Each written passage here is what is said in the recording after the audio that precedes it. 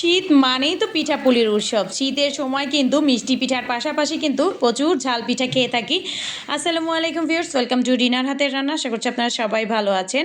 আজ আমি আপনাদেরকে তৈরি করে দেখাবো ঝাল পিঠা। অনেকেই মিষ্টি পিঠা পছন্দ করে না, তাই বলে কি তারা পিঠা খাবে না? আজকে তাদের জন্য এই ঝাল পিঠা।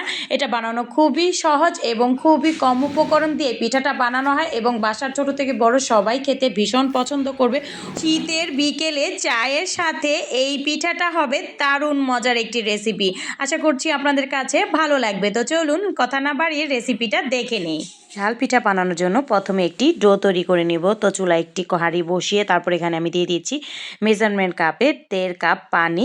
পানিটা দিয়ে তারপর এখানে দিয়ে দিচ্ছি হাফ চা চামচ আদা বাটা, হাফ চা চামচ রসুন বাটা, তারপর এখানে দিয়ে দিচ্ছি হাফ চা চামচ ধনিয়ার গুঁড়া, দিয়ে দিচ্ছি হাফ চা চামচ মরিচের গুঁড়া, হাফ চা চামচ হলুদের গুঁড়া, তারপর দিয়ে দিচ্ছি 1 চা চামচ ভাজা জিরার গুঁড়া, দিয়ে স্বাদ মতো লবণ দিয়ে দিলাম। লবণটা দিয়ে এটাকে ভালোভাবে নেড়েচেড়ে মিশিয়ে নিচ্ছি।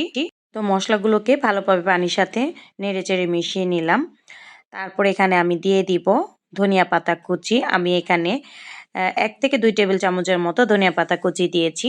এটা আপনাদের টেস্ট অনুযায়ী বাড়িয়ে কমিয়ে দিতে পারেন। তো এটাকে দিয়ে ভালোভাবে নেড়েচেড়ে দিচ্ছি আর দিয়ে দিচ্ছি 3 থেকে 4টির মতো কাঁচামরিচ কুচি। তো এখন এটাকে ভালোভাবে নেড়েচেড়ে দিচ্ছি আর দেখুন ভালোভাবে বলকও উঠে গেছে। ভালোভাবে যখন পানিটা ফুটে যাবে তারপরে এখানে আমি দিয়ে দিব চালের গুঁড়া। আমি এখানে প্রথমে দিয়ে দিচ্ছি 1 কাপ চালের গুঁড়া। চালের গুঁড়াটা দিয়ে ভালোভাবে নেড়েচেড়ে মিশিয়ে নিচ্ছি। আর এই পর্যায়ে চুলার আঁচটা কিন্তু একদমই লোতে আছে। এখন এখানে আমি দিয়ে দিচ্ছি আরও হাফ কাপ চালের গুঁড়া। আমি এখানে 1.5 কাপ পানি নিয়েছি আর 1.5 কাপ চালের গুঁড়া নিয়েছি। তো চালের গুঁড়োটা দিয়ে এটাকে আবারও ভালোভাবে নেড়েচেড়ে মিশিয়ে নিচ্ছি আর পুরোপুরি মেশানো হয়ে গেছে। এখন এই পর্যায়ে এটাকে ঢাকনা দিয়ে ঢেকে আমি দমে বসিয়ে রাখবো 5 মিনিটের জন্য। তো আমি ফিরে আসছি 5 মিনিট পর। দেখুন আমার পিঠা বানানোর জন্য আটার এই ডোটা একদম পারফেক্ট হয়েছে। এখন এটাকে একটি বাটিতে ঢেলে নিব। তারপর হালকা গরম থাকতে এটাকে মথে নিতে হবে। হালকা গরম আছে। এখন এই অবস্থায় এটাকে আমি ভালোভাবে মথে নিচ্ছি। তো এটা ভালোভাবে মথে নিয়েছি। এখন এই পর্যায়ে এখানে কিন্তু আমি সামান্য পরিমাণ কালো জিরা দিব। কালো জিরা দিলে কিন্তু পিঠাটা খেতে ভালো লাগে। তো সামান্য পরিমাণ কালো জিরা দিয়ে এটাকে আবারও ভালোভাবে মথে নিচ্ছি।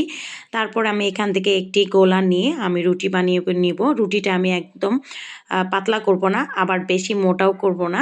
তো সামান্য পরিমাণ তেল দিয়ে আমি এটাকে বেলে নিব।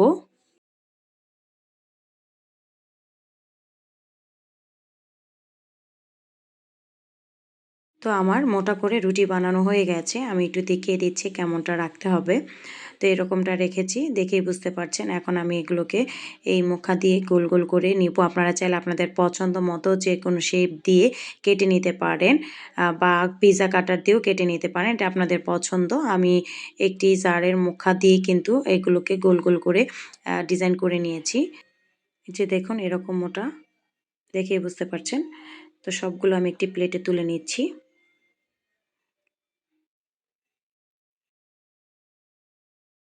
আর এই পিঠাগুলো কিন্তু সাথে সাথে বানিয়ে ভেজে নিতে হবে। তো এই যে চুলায় আগে থেকেই মাঝারি আঁচে তেলটা গরম করে নিয়েছি।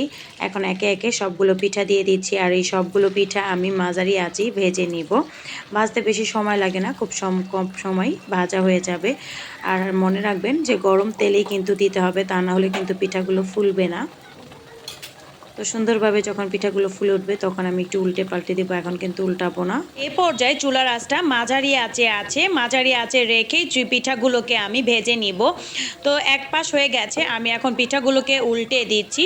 আমি এগুলোকে ব্রাউন কালার করে ভেজে নিব। এই পিঠাগুলো ভাজতে বেশি সময় লাগে না, খুব কম সময় পিঠাগুলো ভাজা হয়ে যাবে। তো পিঠাগুলো কিন্তু ভাজা হয়ে গেছে ব্রাউন কালার করে। এখন তেল ছড়িয়ে প্লেটে তুলে নিব। আমি আগে থেকে প্লেটে একটি টিস্যু পেপার দিয়ে রেখেছি। বাকি সবগুলো পিঠা আমি কিন্তু একইভাবে ভেজে নিব। সবার কাছে আমার একটা রিকোয়েস্ট, প্লিজ ভিডিওটা দেখার শুরুতে একটি লাইক দিবেন এবং কমেন্টস করবেন। আপনার ফ্রেন্ডস আর ফ্যামিলির সাথেও শেয়ার করবেন। সবগুলো পিঠা ভাজা হয়ে গেছে এবং এই পিঠাটা খেতে ভীষণ মজার হয়েছে এবং আমার বাসার সবাই তো খুবই পছন্দ করেছে।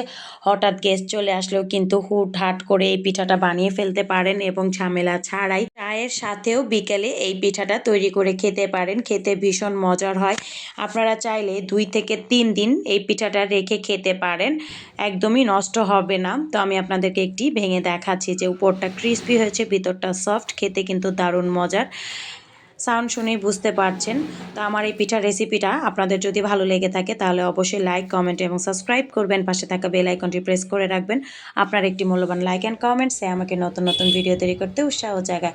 তো ভালো থাকবেন সবাই। আল্লাহ হাফেজ। আসসালামু আলাইকুম।